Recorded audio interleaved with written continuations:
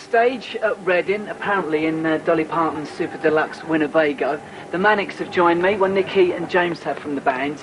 Let's get the obvious question out of the way first of all. You know, what's happened with Richie? I mean, what's the situation at the moment? It's improving. That's about it, you know. He was in a pretty bad way, and he's improved since he reached the zenith of shitness. He's got a little bit better. We've known each other for so long, we've all got our sort of idiosyncrasies. And, you know, it reached a point where Richie's just became massively overblown, you know.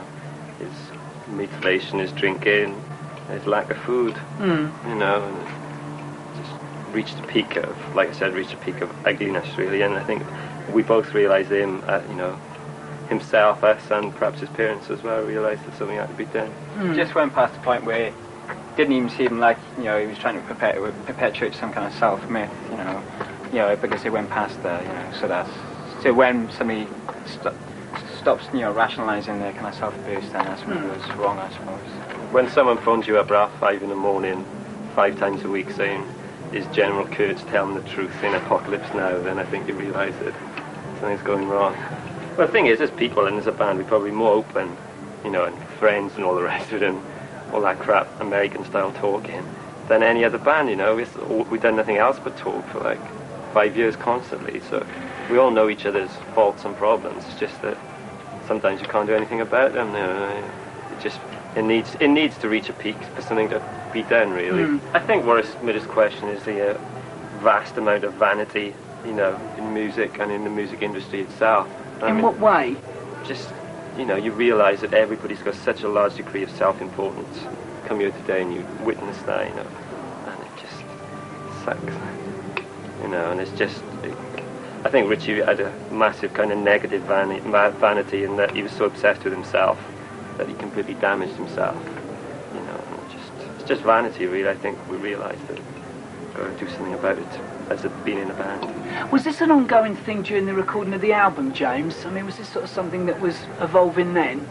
To be honest, not really, because it really was a very sharp intake of breath in terms of like when he finally went off the deep end, because we played Glastonbury and he really, really enjoyed himself, kind of thing. But I just think, you know, the thing is we've always been quite a nihilistic band in terms of not believing in anything.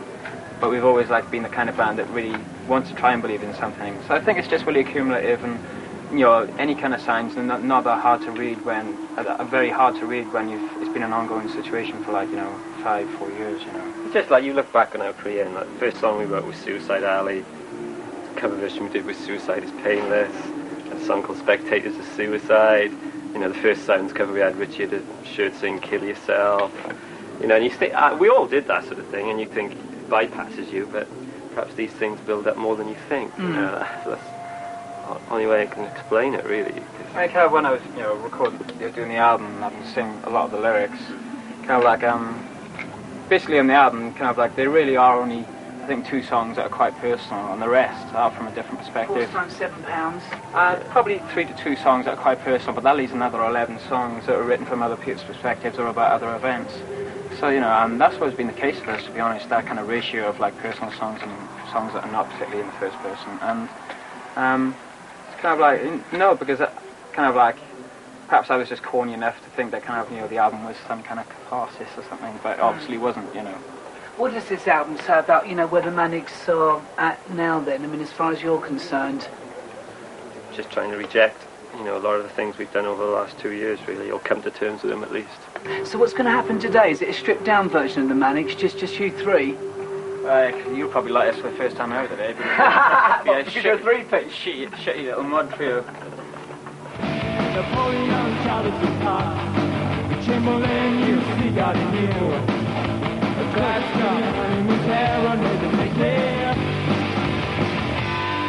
The Bulgaria are hugging now. Pop, pop, the drum pushes bye-bye. Barracan, alimony, alimony. Viva! Viva! Since filming this interview at Reading, the Beat have been told that Richie has come out of hospital and will be joining the rest of the band for their UK tour, which kicks off at the beginning of October.